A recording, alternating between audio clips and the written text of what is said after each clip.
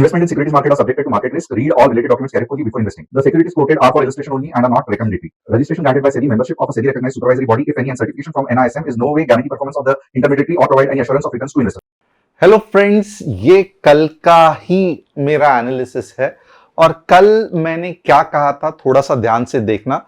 23,300 15 minutes red candle closing 23,180 तक market जा सकता है और मैंने ये भी कहा था ये अच्छा खासा मूव आएगा और आखिरी उम्मीद भी कही थी निफ्टी के लिए और निफ्टी ने वो आखिरी उम्मीद तोड़ दी। आज दिन भर में क्या हो गया, अब यहां पे आप एग्जैक्टली देख सकते हो, यही है वो मॉर्निंग की ही 23,300 के आसपास रेड कैंडल 15 मिनट्स में क्लोजिंग और उसके बाद आप देख सकते हो कितना फैंटास्टिक मूव आया। ये जो ट्रेड है ये तीनों कम से कम यहां पे और ये पूरा मूव हमने अच्छा खासा कैच किया और मुझे पता है आप सभी लोगों ने इसको व्हाट्सएप कम्युनिटी में ये जो एनालिसिस किया था उसको डिटेल में देखा रहेगा। तो बहुत सारे लोग हैं जो पहले बार देख रहे हैं, नहीं जानते मैं कौन हूं। मेरा नाम तुषार गोने है। हर शाम मैं आता हूं निफ्टी बैंक निफ्टी का एनालिसिस लेके। कल का एनालिसिस तो आप देख ही सकते हो कि किस तरीके से फैंटास्टिक चला। अब कल कैसे मार्केट रिएक्ट करने वाला है ये मैं आपको डिटेल में बताने वाला हूं, बट उससे पहले आपको क्या करना है तो चैनल को सब्सक्राइब, बेल बटन को हिट जो दी रहती है ताकि सबसे पहला नोटिफिकेशन आपको आए। और तीसरा जो इंपॉर्टेंट चीज है, जब मैं ये कह रहा हूं कि हमने दिन भर में 3 एनालिसिस किए, तीनों के तीनों फंटास्टिक चले, तो ये कहां पे दिखते हैं तो आप देखोगे तो ये हमारी व्हाट्सएप कम्युनिटी है जहां पे हम सिस्टमैटिकली सेबी के हिसाब से जो भी एंट्री, टारगेट, स्टॉप लॉस पूरा रहता है उसको हम फॉलो करते हैं। तो इसकी लिंक जो है वो डिस्क्रिप्शन में है, तो अगर आपको हमारे फैमिली के साथ जुड़ना है तो यहाँ पे आप क्लिक कर सकते हो। अब top news of the day क्या है आइए देखते हैं। Top news of the day ये है कि steel, pharma, chemicals top Indian sector at risk of higher US tariffs. तो अगर यूएस ने टैरिफ्स बढ़ा दिया तो ये 3 सेक्टर जो है, and but of course pharma बहुत ज्यादा डिपेंडेंट है, स्टील भी ज्यादा डिपेंडेंट है, तो इसको कुछ धक्का लग सकता है। इनकम टैक्स का बिल टेबल होने वाला है बट लोगों को इससे ज्यादा इंटरेस्ट नहीं है। 12 लाख का ऑलरेडी एग्जेम्पशन का पता चला है तो पीपल आर हैप्पी और ये नहीं तो भी क्लियर ही होने वाला है।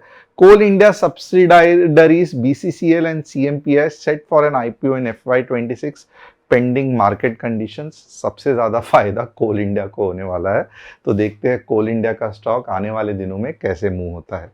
अब आप अगर चाहते हो कि आपके कोई स्टॉक्स का just trend analysis, no entry, target, stop loss, not something related to research, just technical analysis के बेसिस पे चाहते हो कि मैं आपके स्टॉक का एनालिसिस करूं, बेसिस तो यहाँ पे ही समझा रहा हूं, तो आप कमेंट सेक्शन में डालो। हमारी टीम कमेंट सेक्शन से पकड़ के यहाँ पे आपकी रिक्वेस्ट पोस्ट करेगी।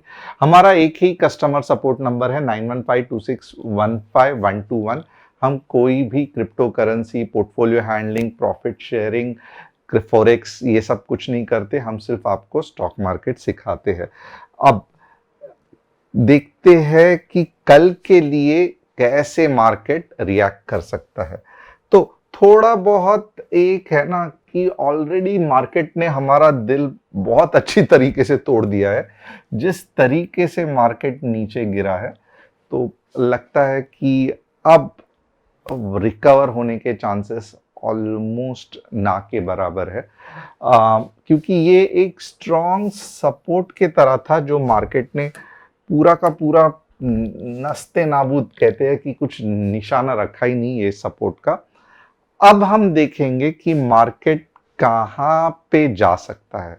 तो सबसे पहले बट ऑब्वियसली हमारा जो नेक्स्ट टारगेट है वो है 22,800।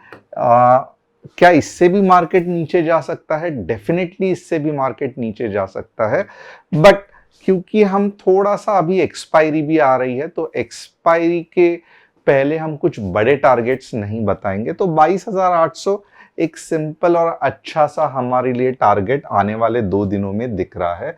और क्या चीज है जो हमें 1 आवर के कैंडल में इंफॉर्मेशन मिल सकती है? वाह, यहां पे अगर आप देखोगे ना 1 आवर के इसमें, तो एक चीज पता चलती है कि अब ये जो 23,200 है ना, 23,200, ये कहीं ना कहीं अब रेजिस्टेंस करके एक्ट करेगा। जो पहले सपोर्ट एक्ट करना था वो तो नहीं किया, बट अब अगर मार्केट ऊपर जा रहा है तो ये 23,200 रेजिस्टेंस करके एक्ट करेगा। और यहां पे बाउंस लेके मार्केट कहां तक जा सकता है? मार्केट जा सकता है 22,800 तक। बाउंस बैक आने के कितने चांसेस है? तो मैं एक कहूंगा कि बाउंस बैक आने के फिलहाल तो आप देखोगे तो जो फ्लो बन रहा है, बाउंस बैक आने के बहुत कम चांसेस है, क्योंकि ये सिंगल शॉट में अभी भी पोटेंशियल है, कुछ इतना बड़ा फॉल नीचे नहीं आया है, तो ये सिंगल शॉट में नीचे के डायरेक्शन में जा सकता है। अब नेक्स्ट इंपॉर्टेंट चीज क्या है? तो अब आते हैं काम की चीज पे कि 15 मिनट्स के चार्ट में, यानी कि कल के लिए कौन से ऐसे लेवल्स है जो हमें ध्यान से स्टडी करके ट्रेड करना है। तो कल के लिए लेवल्स देखते हैं। सबसे पहले मैं यही कहूंगा कि ये जो पार्ट है ना, ये वाला, कल के लिए लेवल्स देखते हैं। ये जो पार्ट है 22,150 इज रेजिस्टेंस 1, ओके, और रेजिस्टेंस 2 कौन सा है? 23,000, वापस एक बार ध्यान देना, गलती से लिखा था, 23,150 is resistance 1 and 23,400 is resistance 2। Resistance 2 तक मार्केट के जाने के चांसेस कितने हैं? ऑलमोस्ट मैं कहूंगा 20%, बहुत कम चांसेस है। तो रेजिस्टेंस 1 तक जाने के मार्केट के चांसेस कितने हैं? तो मैं कहूंगा ऑलमोस्ट 60 to 70%। इसका मतलब क्या है कि अगर मार्केट ऊपर गया भी तो 23,150 एक इंपॉर्टेंट रेजिस्टेंस है जहां से मार्केट वापस नीचे आने के चांसेस है। अब मार्केट कैसे रिएक्ट करेगा? तो मैं कल के लिए थोड़ा सा कह सकता हूं कि डेफिनेटली लग रहा है कि मार्केट थोड़ा सा तो ऊपर जाएगा। अब ये कहां तक जा सकता है? तो 23,150 तक जा सकता है।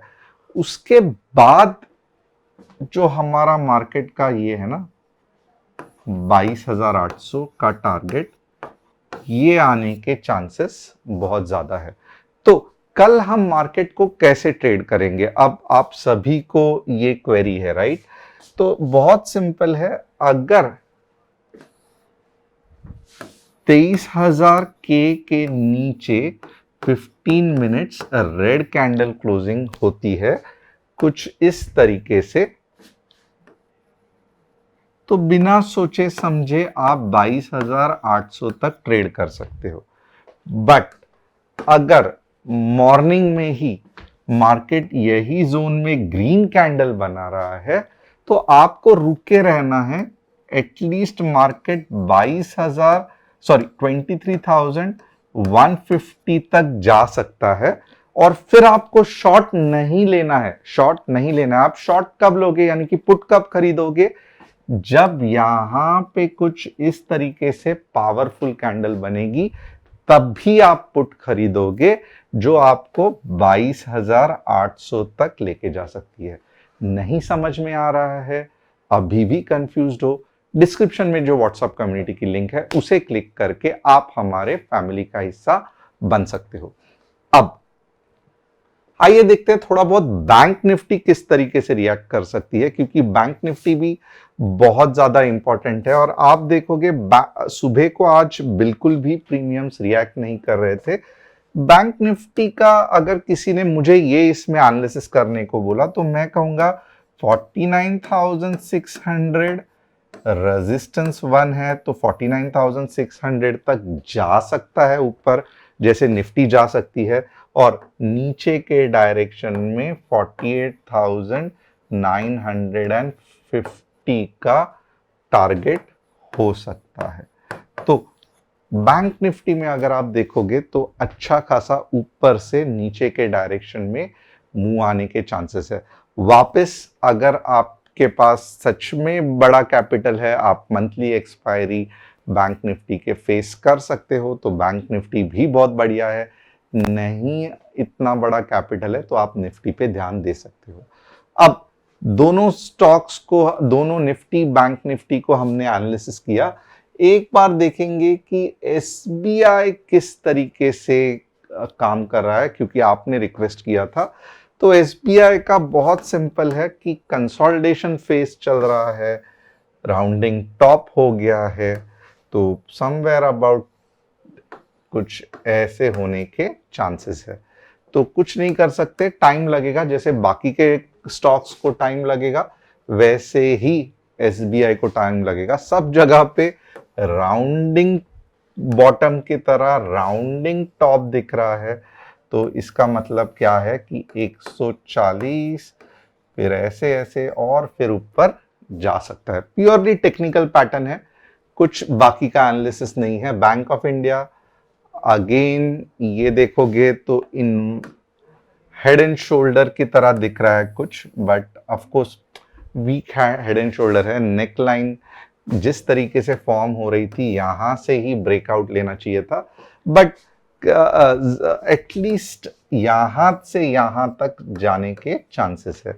तो ये हो गया तीनों स्टॉक्स का एनालिसिस, निफ्टी का एनालिसिस। कल वापस एक बार थोड़ी सी गिरावट देख सकती है, 22,800 का हमारा टारगेट आ सकता है।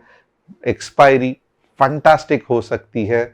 बैंक निफ्टी तो हम लोग ने देख लिया, 3 स्टॉक्स का भी एनालिसिस किया। अगर आपको पसंद आया तो चैनल को सब्सक्राइब, बेल बटन को हिट और डिस्क्रिप्शन में जो व्हाट्सएप कम्युनिटी की लिंक है उसे क्लिक करके हमारे फैमिली का हिस्सा बनना मत भूलना।